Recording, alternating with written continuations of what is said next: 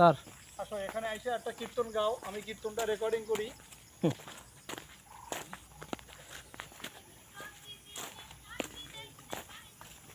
তাই তো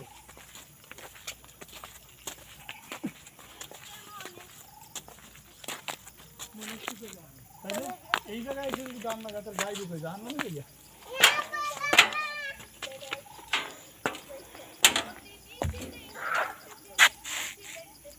আমরা এখন দার্জিলিং টিলার সর্বোচ্চ শিখরে অবস্থান করছি।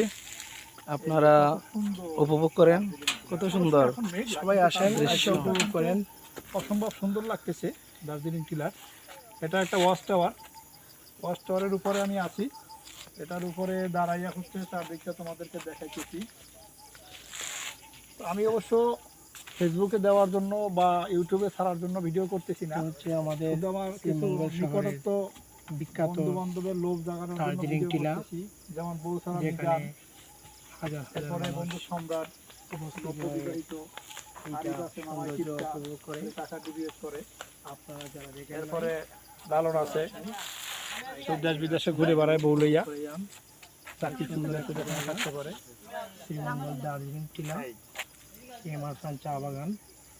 দেখো আপনারা না আসলে তোমরা এখানে আইসা দেখা যে মজা পাইবা, এই ভিডিওতে দেখা তেমন কিছু পাইবা না, কারণ আমার মোবাইলটা খুব একটা বেশি ভালো না। যখন আসবা তখন অনেক বেশি মজা পাবা। এই দেখো ছোট ছোট বন্ধু বান্ধব অনেক আইছে, কচিকা তারা গান গাইতেছে। 70 বছর বৃদ্ধে আসলেও এখানে 16 বছরের যুবক হয়ে যায়।